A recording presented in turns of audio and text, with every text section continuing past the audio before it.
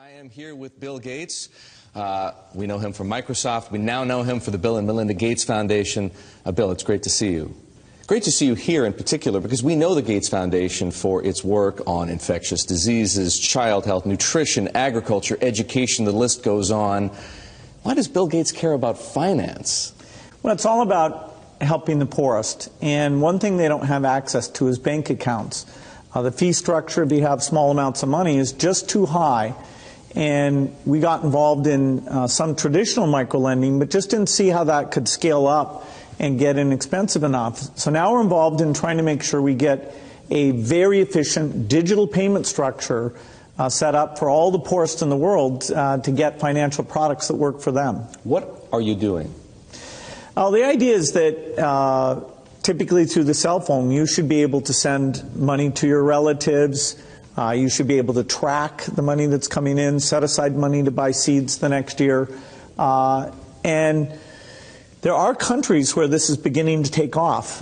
Kenya, Bangladesh, even Somalia, maybe the last country you'd suspect up in Somaliland. Almost half of the GDP is done digitally. I don't need to tell you that the poor have been unbanked for as long as there have been banks. Why is this time different? Well, it's really the digital revolution. The poorest have bought cows, stored gold, put currency under their mattress, but they are getting cell phones. And the cell phone capability of identifying who's using the cell phone, letting you look at your spending patterns, that's going to be common sense. People are going to have help and lots of innovative products competing on top of this digital currency platform. So if technology, mobile phones for example, digital money, helps to increase access to financial services at the same time as it lowers the cost of delivery, why is philanthropy needed? Philanthropy should just be here to bootstrap this. There are a lot of regulations in this area, and understanding how those regulations can make the cost of remittances, where you're sending money back to your family in your country of origin, how right now that has about a 5% overhead on it. We think we have a role to make sure that, particularly for the smaller transactions, the regulations don't impose those very high costs.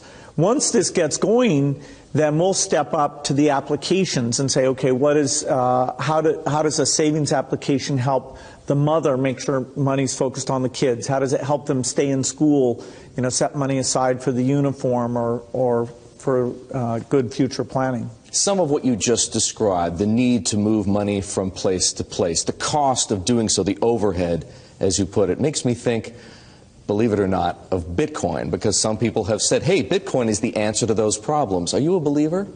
Well, Bitcoin is exciting because it shows how cheap it can be. Bitcoin is better than currency in that you don't have to be physically in the same place. And, of course, for large transactions, currency can get pretty inconvenient. The customers we're talking about aren't trying to be anonymous. They're willing to be known. So the Bitcoin technology is key, and you could add to it or you could build a similar technology where there's enough attribution that people feel comfortable. This has nothing to do with terrorism or any type of money laundering.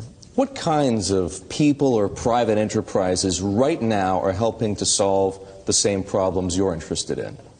Well, in some countries, the mobile companies have been fantastic. In a few other companies, it's been the banks. In some countries, it's a startup company that's neither a bank nor a mobile company. In Bangladesh, the bKash offering runs across any phone, and they've gotten the regulations so that they have a product that we think will get very, very pervasive. So entrepreneurs are there. The enablement this creates, if you want to put in, say, electricity in a city, collecting your bills is one of the reasons why the underspending of infrastructure in these areas is a real thing holding back the economy. You mentioned banks. Are the legacy institutions, for the most part, banks, credit card companies, payment processors, friend or foe? Many of them want to have these additional customers, but they have to embrace the idea that the fees are going to be a lot lower. And so they have to find a way to service these new customers. Now, that means these customers aren't going to be coming into their branches, and they can charge a higher fee when you want to actually cash out. But if it's a pure digital transaction, then, you should be paying, less than 1% to move that money from you to a merchant or from you to a friend, even with meeting all the regulatory requirements.